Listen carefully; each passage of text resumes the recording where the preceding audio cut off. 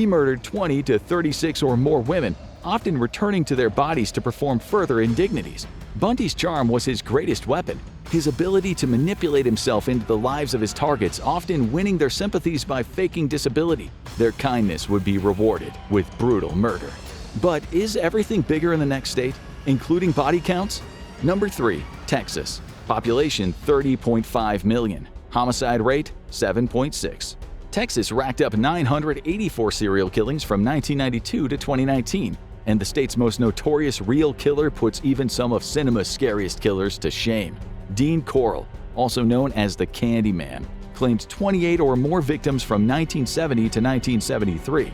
He got his Willy Wonka nickname for his habit of handing out free candy to local children. When he and his accomplices weren't brutally murdering them, Corll and his 2 teenage minions lured victims to Corll's various properties where they would be tortured and humiliated before eventually being murdered. The killing spree only ended when Corll was killed by one of his own accomplices. Number 2. California. Population 39 million. Homicide rate 5.9. Thanks to its truly massive population, California accounts for 1,777 serial killings from 1992 to 2019.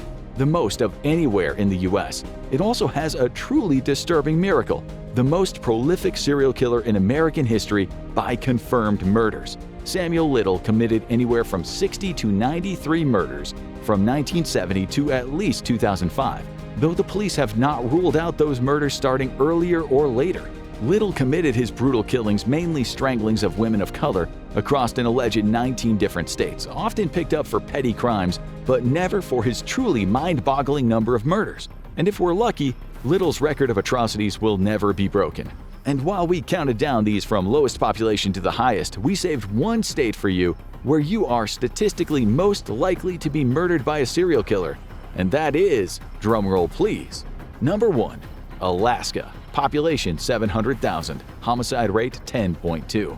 Alaska doesn't have the highest population, but it does have the dubious distinction of being the one where you're most likely to be killed by a serial killer. From 1992 to 2019, the state accounted for 64 serial killings, which means that Alaskans during that time period had a 7 in 100,000 chance of becoming a serial killer victim.